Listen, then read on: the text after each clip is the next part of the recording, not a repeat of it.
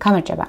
დღეს გვაქვს უკვე მერვე გაკვეთილი, სადაც ვისაუბრებთ acceptance testing-ზე. ზოგადად განვიხილავთ რა არის acceptance, რას ნიშნავს UAT, ანუ user acceptance testing, alpha testing და beta testing. განვიხილავთ და შევადარებთ თითოეულ მათგანს.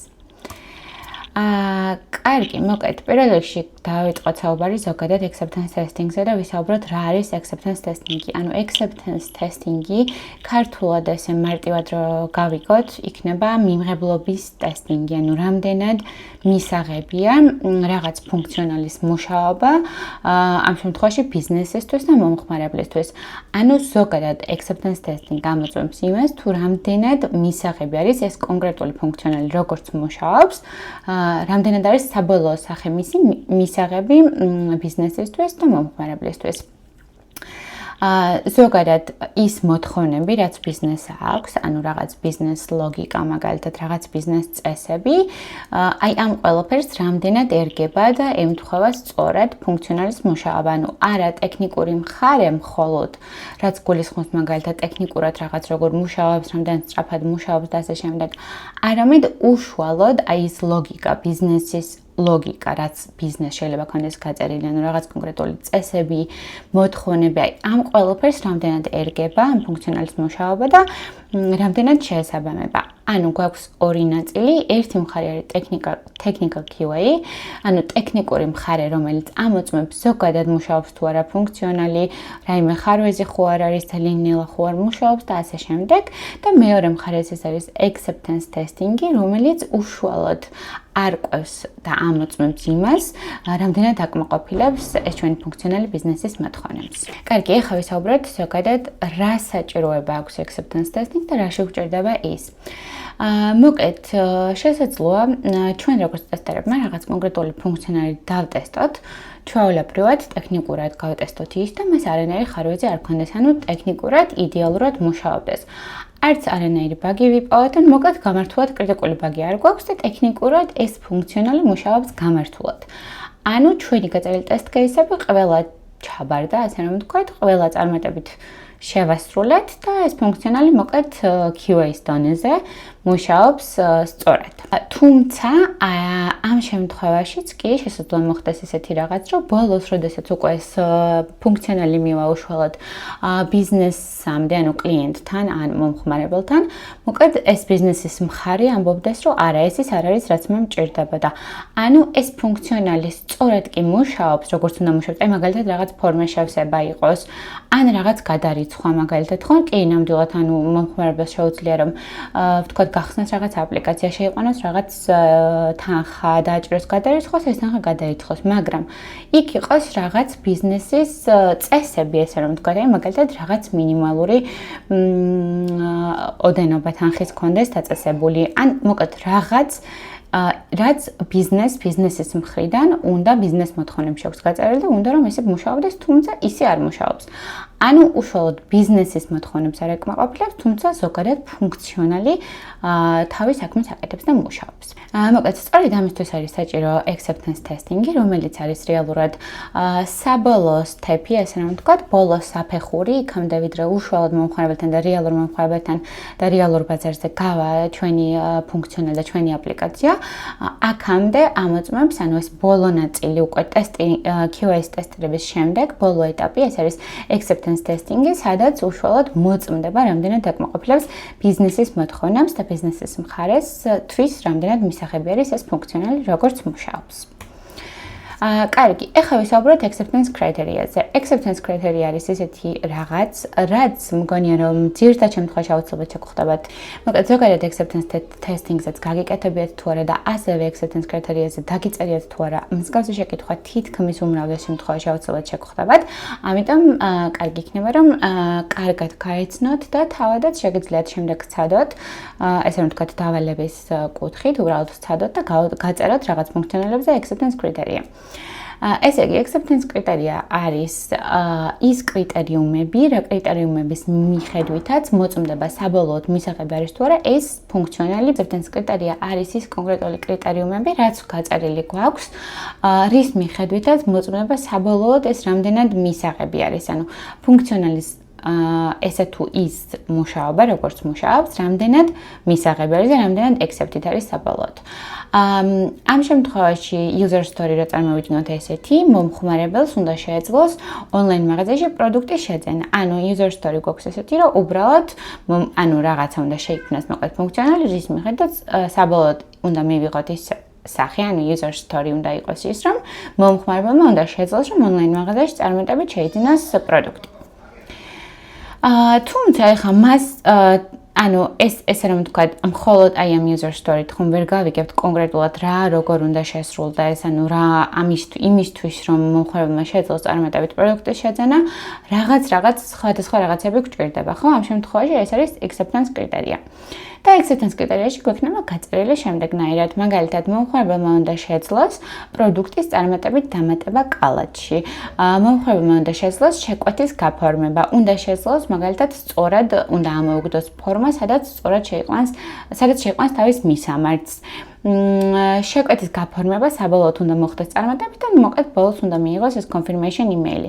ანუ ნახეთ, რამდენი რაღაც მოდული და რამდენი რაღაც უკავშირდება ერთმანეთს, რომ საბოლოოდ ეს end-to-end flow მივიღოთ და საბოლოოდ გამოვიდეს ის, რომ მომხმარებელმა რეალურად წარმატებით შეძლოს, რომ პროდუქტი შეიძინოს. ანუ ამისთვის ეს ბევრი რაღაც გვჭირდება მოკლედ რომ გავაკეთოთ და აი ეს გაწერილი რა როგორ უნდა გქონდეს, ეს არის acceptance კრიტერია. ანუ აი ამ კრიტერიუმების მიხედვით თუ შეძლებს მაგალითად რომ კარგად სწორად დაამატოს კალათში თავისი პროდუქტი არჩეული, შეძლებს რომ შეკვეთა გააფორმოს, შეიყვანოს მაგალითად ბარეთის მონაცემები, შეიყვანოს მისამართი და შემდეგ მიიღოს უკვე confirmation email, ეს ნიშნავს რომ საბოლოოდ შესრულდა, ანუ accepted იქნება ამ შემთხვევაში ეს ჩვენი ფუნქციონალი და შეასრულებს თავის საქმეს და ამ შემთხვევაში მომხმარებელს შეაძლებინებს ესე რომ ვთქვათ, რომ წარმატებით შეიძინოს რაღაც პროდუქტი.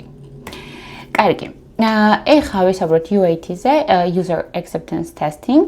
ანუ ზოგადად user acceptance testing-ის ერთ-ერთი ფორმაა, თუმცა ზოგადად user acceptance testing ესე იხმარება. და user acceptance testing პირდაპირ სიტყვაც როგორც გვეუბნება, ნიშნავს მომხმარებლის მიმღებლობის შემოწმება. ანუ ქართულად ცოტა არც ისე სწორად ითარგმნება, მაგრამ მოკლედ გაგების დონეზე რომ მიხვდეთ, რამდენად აკმაყოფილებს მომხმარებლის და ბიზნესის ნამდვილ სურვილებს ეს ჩვენი ფუნქციონალი. კარგი, ახლა ვინ ასრულებს UAT testing-ს? UAT testing-ს ზოგადად ასრულებს ბიზნესის მხრიდან ვიღაც. მაგალითად, ამ შემთხვევაში შეიძლება იყოს თვითონ კლიენტი, ამ შემთხვევაში ეს შეიძლება იყოს ბიზნეს ანალიტიკოსი თიმიდან, ანუ ვისაც ევალება უშუალოდ მოთხოვნებზე მუშაობა, მოთხოვნების შეგროვება და კლიენტთან კომუნიკაცია, მანაც შესაბამისად იცის კარგად კლიენტის და ბიზნესის მხარე. არა მხოლოდ ტექნიკური, არამედ აი ეს მხარე და სწორედ ამიტომ ბიზნეს ანალიტიკოსი შეიძლება იყოს ის ადამიანი, ვინც ამ ტესტინგს ასრულებს, product owner-ი, business user. ხო, business user-ზე უკვე ვისაუბრეთ. ზოგიერთ სიტუაციებში შეიძლება და ზოგიერთ კომპანიაში ჩვენც შეიძლება რომ ვასრულებდეთ UAT testing-ს და ზოგჯერ გვაკითხებიან ხოლმე თუ შეგვისრულები UAT testing-ი, მაგრამ უნდა ვიცოდეთ ყოველ შემთხვევაში, როდესაც გამოცდილების გარეშე ვართ, ზოგადად როგორ სრულდება, რას ნიშნავს და ვურთხრათ, რომ იმ შემთხვევაში თუ დაგვჭირდება, შეგვიძლია რომ შევასრულოთ UAT testing-იც. თუმცა ზოგადად QA ერთად ეხმარება ხოლმე, აი ამ teams მაგალითად business analytics ეხმარება ერთადად აწოდებს სატესტო data-ს, მაგალითად რითი შეუძლია დატესტონ და მოკლედ რაღაც პროცესების ორგანიზებაში ეხმარება ერთად შემთხვევებში. თუმცა ჩვენ აუცილებლად ვთქვათ, რომ აი იმ შემთხვევაში თუ საჭირო იქნება, შეგვიძლია რომ UAT testing-იც შევასრულოთ. კარგი, ახლა შევადაროთ ერთმანეთს QA testing-ი და UAT testing-ი, რომ დაახლოებით კიდევ ერთხელ გავიაროთ განსხვავება და ვნახოთ რა კონკრეტულ რაღაცებს ემსახურება თითოეული მათგანი. მაგალითად, QA testing ამ შემთხვევაში ანუ პასუხობს აი ამ შეკითხვებს. ზოგადად მუშაობს თუ არა ფუნქციონალი, requirement-ებს შეესაბამება თუ არა, ანუ რა ტექნიკური requirement-ებიც ჩვენ გვაქვს და ზოგადად ბიზნესით და რა requirement-ებიც გვაქვს, მოკლედ შეესაბამება თუ არა requirement-ებს, ემთხვევა თუ არა expected და actual results ერთმანეთს, ანუ ჩვენ რა გავწერთ test case-ებს, გვაქვს თუ არა რამე ბაგი, თუ უბრალოდ ემთხვევა expected და actual results ერთმანეთს და მოკლედ ზოგადად ტექნიკურად გამართულად მუშაობს თუ არა ესე თუ ის ფუნქციონალი. მაშინ, როდესაც user acceptance testing-ის შემთხვევაში ის ძირითადად აქცენტებს აკეთებს იმაზე, თუ რამდენად ერგება ამ ფუნქციონალის მუშაობა მომხმარებელს და ბიზნეს ლოგიკას. ანუ ბიზნესის საჭიროებებს აკმაყოფილებს თუ არა, ის როგორც მუშაობს ფუნქციონალი. მომხმარებლისთვის ეს flow ზოგადად არის თუ არა მარტივი და მოსახერხებელი. ანუ ზოგადად მომხმარებელსაც იყენებს ამ თუ იმ ფუნქციონალს, მისთვის ეს რამდენად კომფორტულია და მარტივია და რეალური საქმის გაკეთებისთვის, მოკლედ რამდენად რეალურ საქმეს რამდენად მარტივად აკეთებინებს და არა ის კონკრეტულად რომ აკეთებს თუ არა ამ რაღაცას. როგორ გამოიყენება ზოგადად ხო რეალურ სამუშაოში და მზად არის თუ არა საბოლოო რილიზისთვის, ანუ მხოლოდ აი ამ მოკლედ ერთი ნაწილი რო QA ტესტინგის ნაწილში ეს ტექნიკური მხარე და ეს ზოგადად ფუნქციონალი მუშაობს თუ არა და როგორ მუშაობს და ასე შემდეგ შემოწმდება.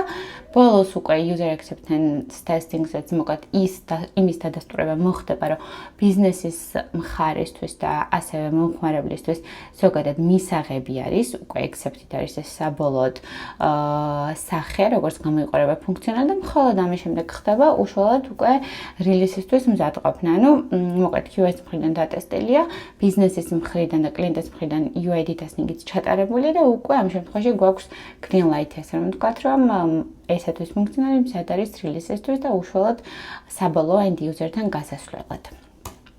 Okay. ეხლა ვისაუბროთ alpha testing-ზე. ანუ alpha testing-ი და beta testing-ი გვაქვს acceptance testing-ის ტიპები, ასე რომ ვთქვათ, alpha testing-ი და beta testing-ი და როგორ სრულდება. მოკლედ რა განსხვავება მათ შორის და რომელი სიტუაციაში სრულდება. alpha testing-ი რეალურად ეს არის ტესტინგი, როდესაც კომპანიის შიგნით კონკრეტული ჯგუფი, ანუ რაღაც შიდა თიმი, ესეულობა იყოს ტესტერები, დეველოპერები, ზოგადად ანუ internal თიმი ან რაღაც კონკრეტული ადამიანების ჯგუფი, რომელიც კომპანიაში მუშაობს და შიგნით შიდა გუნდი, ასე რომ ვთქვათ, აკეთებს, ასრულებს ტესტირებას. ამ შემთხვევაში ბიზნეს ანალიტიკოსის, მოკლედ, კომპანიის შიგნით არსებული გუნდი, რომელიც ასრულებს ტესტირებას. ანუ ეს არის alpha testing-ი. ანუ alpha testing-ი სრულდება internal, ანუ შიგნით კომპანიაში. იქამდე სანამ უშუალოდ გავა ეს ფუნქციონალი თუ ეცვლილება გარე მომხმარებელთან, ანუ უკვე რეალურ end user-თან. მოკლედ მნიშვნელოვანი არის რა თქმა უნდა alpha testing-ი, იმიტომ რომ ის იქამდე პოულობს შეცდომებს და ბაგებს, ვიდრე ეს უკვე მომხმარებელს შეხვდება და მომხმარებელს რაიმე პრობლემას შეუქმნის და რაღაცაში შეაფერხებს. beta testing-ი, ანუ მოკლედ ამ ორ შორის განსხვავება ეს არის, რომ alpha testing-ი ხდება, alpha ტესტირების შესრულება ხდება შიგნით, კომპანიის შიგნითვე, internal team-ის მხრიდან, ხოლო beta testing-ს აკეთებს external, ან beta testing-ი არის external, როდესაც გარე გუნდი, ან მაგალითად რეალური მომხმარებლები, ან კონკრეტული ჯგუფი ადამიანების ოღონდ, ანუ არა კომპანიაში მომუშავე, არამედ მაგალითად რეალური მომხმარებელი გარე თიმიდან, ანუ კლიენტის მხრიდან, რაღაც შერჩეული ჯგუფი, ანუ უშუალოდ კლიენტი, როდესაც ტესტავს და ამოწმებს ამ თუ იმ ფუნქციონალს, ეს არის უკვე beta testing-ი. ანუ მარტივად განსხვავება რომ დავიმახსოვროთ, ამ ორ შორის არის ის, რომ alpha testing-ს ასრულებს internal team-ი, ანუ შიდა team და კომპანიის შიგნით ხდება, ხოლო beta testing-ი ხდება კომპანიის გარეთ და მას ასრულებს external team-ი. ან მაგალითად შეიძლება იყოს ესეთი რაღაც, რომ რეალური მომხმარებლების ჯგუფი იყოს გაკეთებული. მანამდეც თქვი, მოკლედ დაახლოებით წარმოიდგინეთ, რომ რაღაც აპლიკაცია მოკლედ იქმნება და რეალურად მით უნდა გამოიყენოს. მათგან შერჩეული არის აი მაგალითად 5 ადამიანი ან 10 ადამიანი და ეს ადამიანები რეალურად როგორც იყენებენ ამ აპლიკაციას, ისე გამოიყენებენ, ოღონდ იქამდე სანამ უშუალოდ გლობალურად გავა და ყველასთან გავა ეს ცვლილება. ანუ ჯერ ამ ადამიანებს ექნებათ წვდომა ამ ცვლილებაზე და ეს იქნება beta testing-ი, ისინი რეალურად თავის საქმეს შეასრულებენ და თან დატესტავენ ამ პროცესში ამ აპლიკაციას, თუ რაიმე იქნება პრობლემა დაარეპორტებენ, მოკლედ ეს დაიფიქსება და ასე შემდეგ და მე უკვე უშუალოდ გავა გლობალურად, ანუ გავა უშუალოდ ყველა მომხმარებელთან. კარგი, მოკლედ განსხვავება alpha და beta testing შორის ეს არის, რომ alpha testing არის internal, შიგნით ხდება, ასე ვთქვათ, შიდა სამზარეულოში, beta testing ეს არის external. კარგი. ეხლა გვაქვს შედარების სახით კიდე ჩამოწერილი ალფა და ბეტა ტესტინგებზე. მოკლედ ალფა ტესტინგი კიდევ ერთხელ როგორც თქვი, კომპანიის შიგნით ხდება, internal team-ი ტესტავს, ძირითადად ბაგების აღმოჩენა ხდება ამ ეტაპზე რეალურად. ეს ხდება, სრულდება იქამდე, სანამ ბეტა ტესტინგის წინასწარი არის, ასე რომ ვთქვათ, ალფა ტესტინგი და არის სრულად internal რითიც უნდა დავიმახსოვროთ.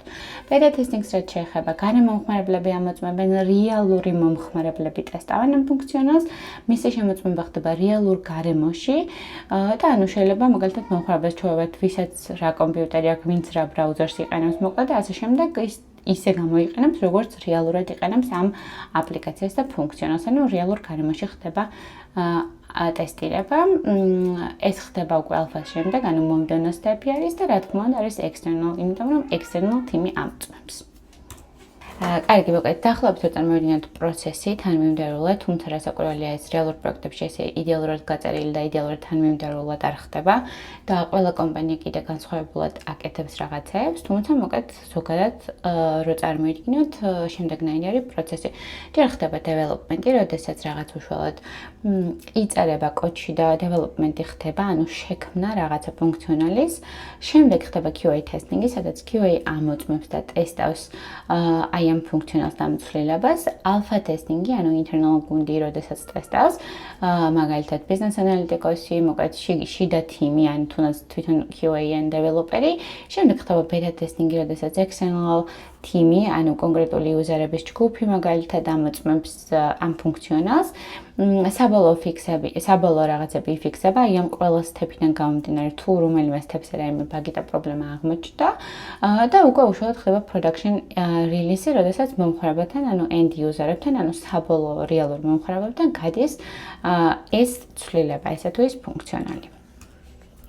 კარგი, მოკლედ, ეხლა კიდევ ერთხელ გავიაროთ ზოგადად acceptance, UAT, alpha და beta testing. Acceptance არის ზოგადი ცნება, ესე რომ წარმოვიდგინოთ, ანუ მიმღებლობა, ანუ რამდენად accepted არის ამ შემთხვევაში ეს მოისაზრებს ორივეს, ანუ რამდენად accepted არის მაგალითად ეს future, ეს შეიძლება იყოს ტექნიკურ დონეზეც, კლიენტის, ანუ ბიზნესის დონეზეც და ასე შემდეგ, ან ზოგადად რამდენად accepted არის. შემდეგ UAT ეს არის უშუალოდ მიმღებლობა და accepted რამდენად არის უშუალოდ ბიზნესის კუთხით და ზოგადად მომხმარებლისთვის, ანუ end user-ისთვის რეალურად რამდენად გამოყენებადი არის. Alpha testing-ი, როგორც უკვე ვთქვით, ხდება მხოლოდ შიდა გარემოში, კონკრეტული ჯგუფი და internal team-ი აკეთებს და ასრულებს ტესტირებას. Beta testing-ი კი ეს არის external, როდესაც რეალური მომხმარებლები და რეალურ გარემოში ტესტავენ ამ ფუნქციონალს. მოკლედ, სულ ეს იყო დღეისათვის.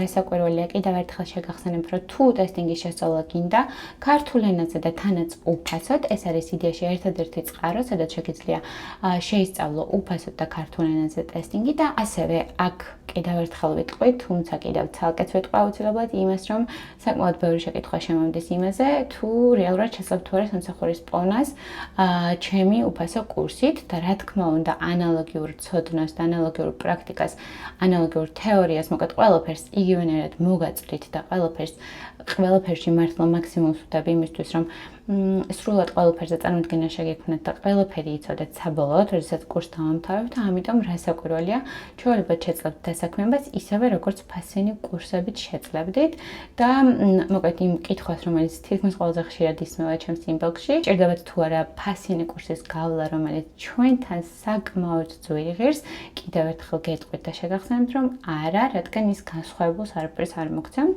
ამ შემთხვევაში არანაირ სერტიფიკატს თუ არანაირ რაღაც კურსის კურსის გავლის დამადასტურებელ ცნობას არსად არ მოგთხოვენ, სადაც არ უნდა დაიწყოთ მუშაობა და შესაბამისად მთავარი არის ცოდნა, თეორია და რასაკვირველია პრაქტიკული ნაწილიც, რასაც სრულად გავვლით ამ კურსში. ხო და სწორედ ამიტომ თუ ამ საკითხით ხართ დაინტერესებული, აუცილებლად გამოიწერე არხი. მადლობა.